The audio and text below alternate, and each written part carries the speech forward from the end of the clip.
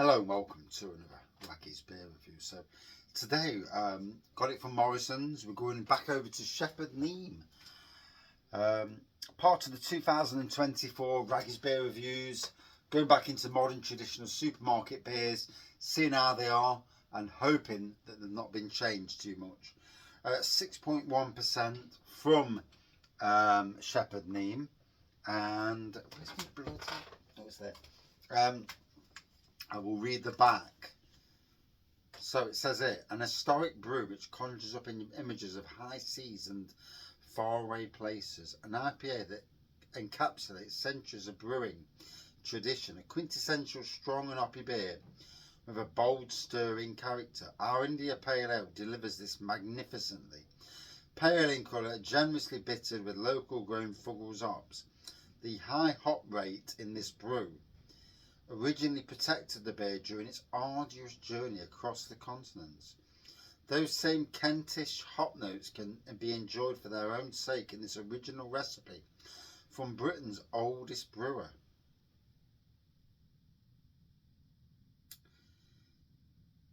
Now, straight away, in the English ingredients, it says glucose syrup. Before I even drink it, I reviewed 1698 and Bishop's Finger. 1698 was my king of supermarket beers in a blind tasting with 4 other beers: King Goblin, Abbott Reserve, Grand Reserve, whatever it was, and it may have been Adnam's Broadside. It may have been, I'm not 100% sure on that one. 4 amazing supermarket beers, top of their class, and 1698 was the king. However, the last time I had 1698, I could taste glucose, taste it, and it destroyed what was an amazing beer for me. So then after that, I reviewed Bishop's Finger again, obviously from Shepherd Neame, and again I could taste the glucose. But I please pray not that I can taste it today. I've already read that it says glucose syrup. It should be fermented out. If it's not fermented out, why the hell is it not been fermented out? So here we go. I'm going to be nice. I'm hoping that this is a beer that lives up to its what it is, and we get no issues. So here we go. I have no predetermined thoughts on this. I just hope it lives up and I don't get that taste of glucose. So if we look, we're getting an amber pour with a finger of white head on there, slightly off white, but white, and you know, a malty aroma, slight bit of caramel on the aroma. Here we go. The taste. Oh, I really hope I don't get. I don't know what it is with glucose, but I can taste it a mile off, and we'll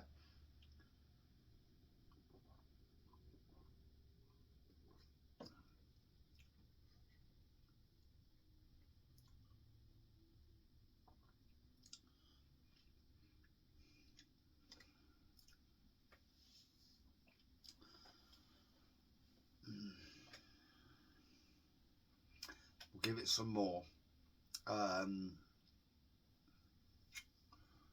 This could well be my very last Shepherd Neame beer, because if I can taste glucose, then I do not want anything to do with Shepherd Neame anymore, which is sad because they make some amazing beers. So I'm not trying to be an arse for the sake of being an arse, but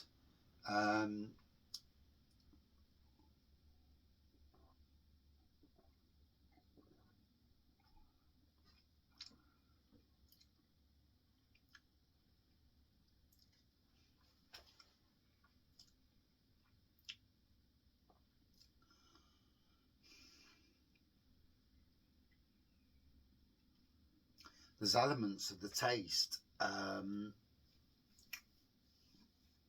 I'm on the wall at the moment. Yeah, on the initial tasting, I could taste glucose, and at the moment I'm not sure, and it's really difficult for me because I like Shepherd Neame. They're a good brewery, and 1698 was and is an amazing beer. But the tasting of glucose, literally, was a real red flag, and kind of ruined the experience of a great beer.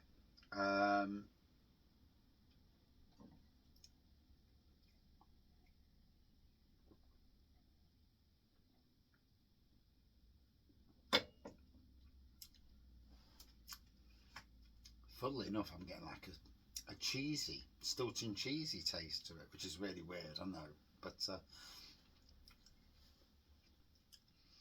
it's what I'm getting. I can't know what I'm getting.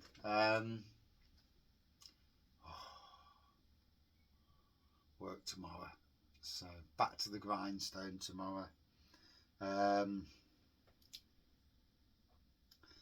Hopefully I'm at the Newark site tomorrow, so hopefully I'm on my own and can enjoy a bit of peace and quiet, get my work done and not see things that piss me off. And as much as, I mean, in any work environment, there is stuff that you see that you don't want to see, and you think to yourself, I don't want to see this. And I'm hoping I have a good week. I'm trying my absolute best to avoid seeing stuff that I don't want to see. And we'll see how that pans out in the grand scheme of things. Not knowing what other people are doing is difficult. So we've got two people, handymen, and yeah, I'm trying to avoid bumping into them. I'm trying to let them do their stuff, I'll do my stuff, and trying not to cross paths. Not because I'm somebody who's confrontational or anything like that, but so I don't see stuff that I don't want to see. I mean, I suppose we're all in the same boat in some ways. In any job, there may be personalities, or there may be people who don't pull their weight, shall we say, and you're not in a position to say something, and you don't want to say something. Sometimes you're like, it's nothing to do with me. It's not my pay grade to do it, but it pisses me off nonetheless. And yeah.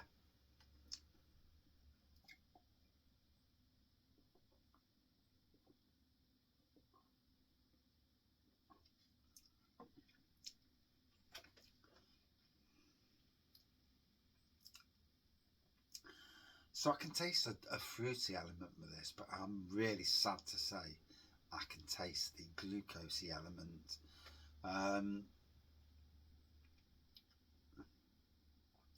I've had IPAs like this that are, meant to be original IPAs, and I've tasted no hints of sugary, glucosey elements to it. I've tasted boozy elements at 6%, because at 6% you should be tasting a slightly boozy element. Oh dear. I was hoping that maybe this glucose thing was a glitchy thing, but when you've had 3 different beers from Shepherd Neame, and this glucose element is still in those beers, then for me it's a worrying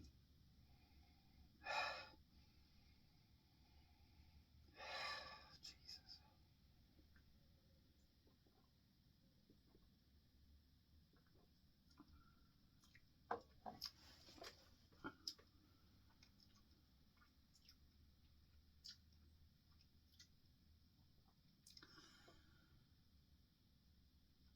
you see, for me, I actually wonder if it's my taste buds, because you drink beers and you know, I'm as quick as questioning the breweries as I am at questioning myself,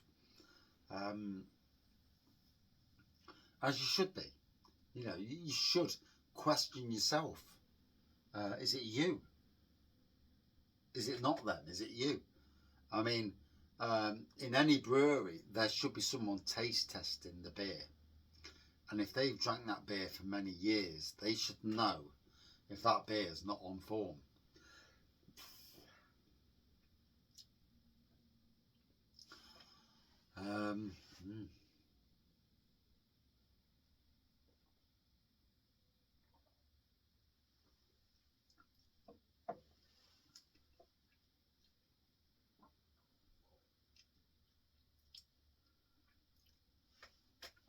You see, for me,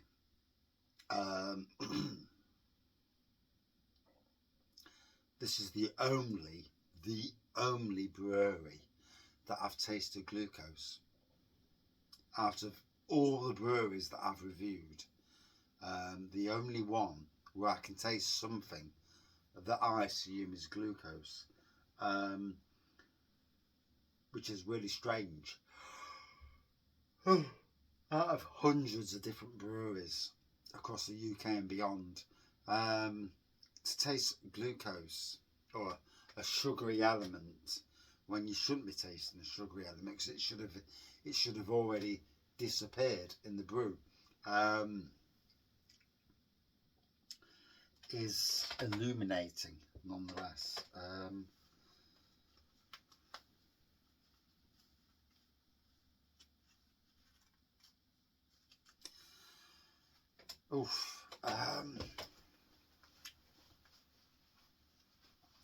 Now I've got to be honest,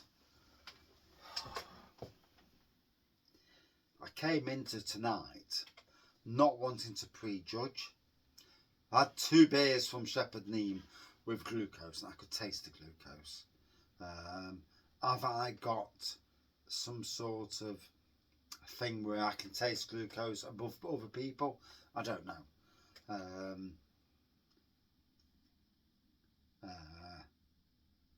Or there were beers that got glucose and I'm not tasting it. I don't know. You know, it's strange. It's really strange. I have no beef towards Shepherd Neame. Absolutely nothing. You know, I don't live near Shepherd Neame. I've no, you know, historical issues with them. Shepherd Neame, Kent. You know, Kent Beer Review's part of the country. Yeah, absolutely. There's nothing. There's no history at all. Apart from being, I've really enjoyed these beers over the years. So it's really strange that all of a sudden the beers are unappealing and glucosey. And is that a new thing? For me, I question myself. It's like, am I getting something out of the beers that was there? I'm just picking it up because it's new to me and it's becoming more apparent, or is it the fact that there is more glucose going into the beer where there wasn't? I ask myself that question, you know, as we all do. You know, the best of us will ask the question of ourselves. We review ourselves as well as reviewing the beer, and yeah, it's difficult. I mean, the aromas, it's a lovely aroma. I'm getting fruity notes on the aroma and a lovely ABV.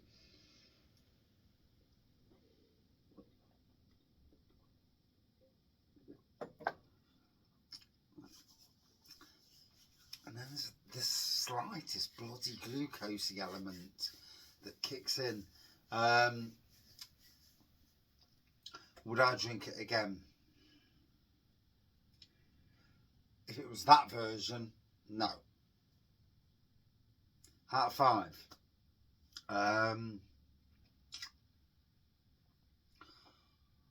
When I couldn't taste glucose, It was a great beer. I mean, I could taste glucose, or what I thought was glucose. No.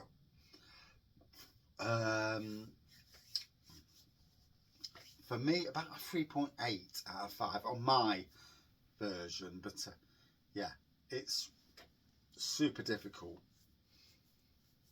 Is it me? Is it the brewery? I question both sides. And if you've drank this before and you drink it again, do you notice things? Because the people that notice more are those who drink regularly, because they will notice any sudden change, and that they are the kings, not a beer reviewer, such as my so-called beer reviewer, but the people that drink it regularly. They'll notice more than anyone. And that's my review. Cheers all. See you soon.